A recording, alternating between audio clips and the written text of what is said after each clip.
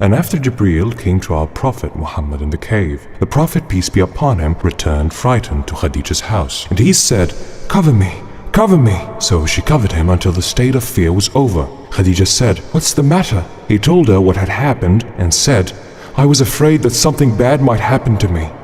Khadija said, "Rather, I swear, Allah will never disgrace you.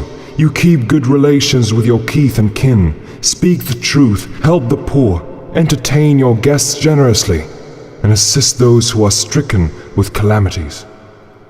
يا أيها المزمل قم الليل إلا قليلا نصفه أو انقص منه قليلا أو زد عليه ورتل القرآن ترتيلا إنا سنلقي عليك قولا ثقيلا إن ناشئة الليل هي أشد وطئا وأقوم قيلا إن لك في النهار سبحا طويلا واذكر اسم ربك وتبتل إليه تبتيلا.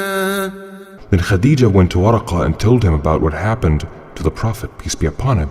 Waraqah exclaimed, "Holy, holy, by the one in whose hand my soul is. If that is true, then it must be the angel Gabriel who was sent to Moses, and Muhammad is the prophet of the people. Tell him to keep firm." Khadija went back to the Messenger of Allah, peace be upon him, and told him what Waraqah was saying. And successively, the verses of the Quran were revealed to the Messenger of Allah, peace be upon him. While the Prophet was walking, he heard a voice and raised his sight towards the sky. He saw Jibreel, the angel who came to him at the cave of Hira, sitting on a chair between heaven and earth. The Prophet, peace be upon him, fell on the ground from the horror of what he saw. And when his fear was over, the Prophet went to his family and said, "Cover me, cover me." So she covered him. Then Allah Almighty revealed his saying, "O you who covers himself with a garment, arise and warn, revere your Lord, purify your garments, and abandon the abominations. Allah Almighty is truthful." يا أيها المدثر قم فأنذر وربك فكبر وثيابك فطهر والرجز فاهجر ولا تمنن تستكثر ولربك فاصبر. The Prophet, peace be upon him, began his call secretly, and Khadija bint Khuwaylid, may Allah be pleased with her, was the first one to believe in Allah. She believed what the Prophet, peace be upon him, said, so Allah relieved the Prophet's worries by her. Whenever his people contradicted him, she supported him, believed him, and brought him out of his sorrows. The Prophet, peace be upon him, began his call secretly for 3 years, and Abu Bakr as-Siddiq, may Allah be pleased with him, was the first man to believe in Allah.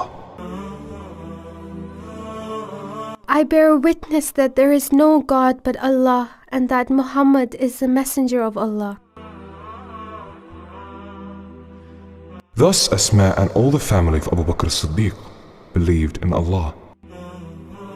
And the Prophet began explaining his call for the monotheism and to abandon idolatry to Abu Talib, and that the revelation comes to him from heaven.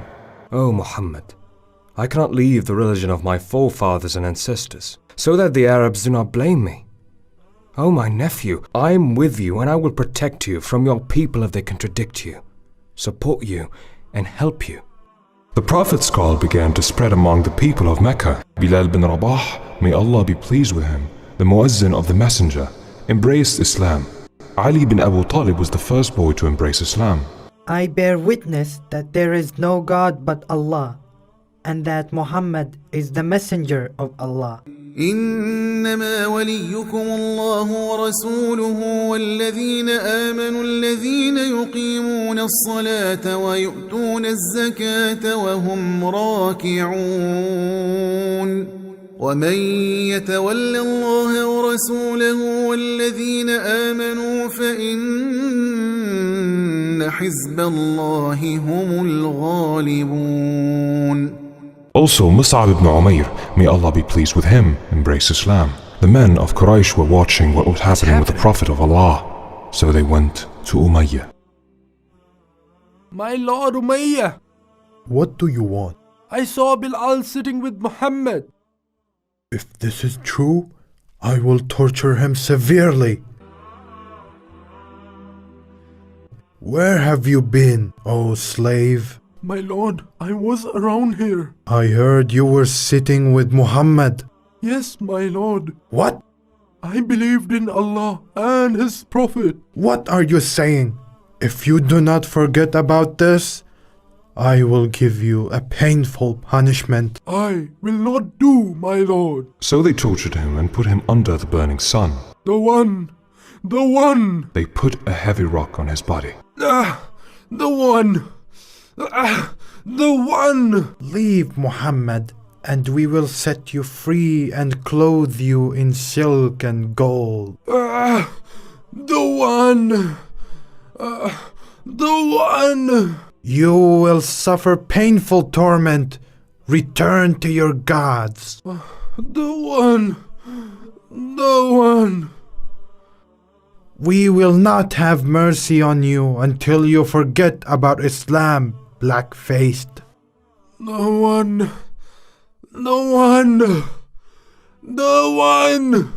The one. Then Abu Bakr, may Allah be pleased with him, converted to Islam and bought Bilal to set him free and began calling his companions.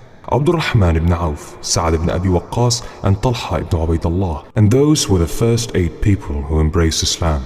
So they prayed and gave alms. Another group of senior companions, males and females, may Allah be pleased with them all, also embraced Islam.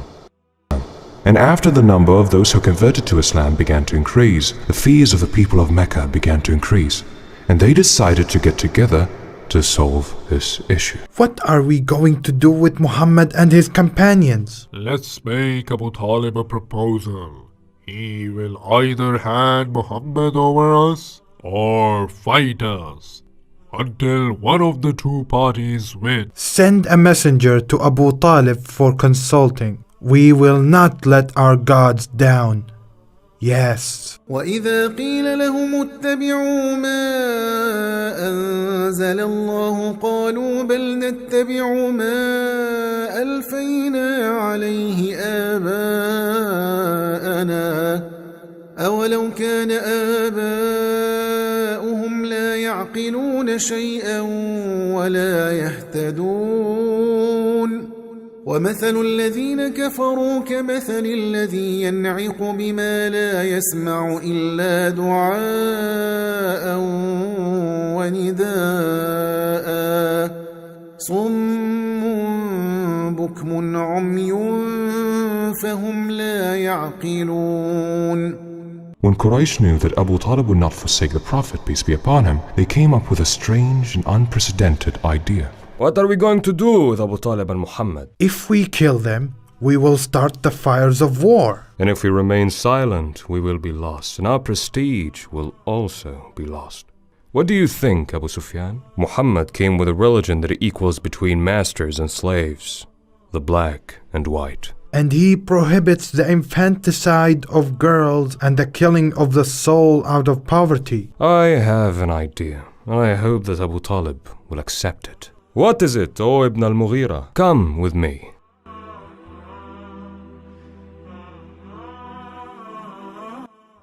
O Abu Talib, we brought you Umara ibn al-Walid. The best boy in Quraysh tribe, and the most handsome one of them.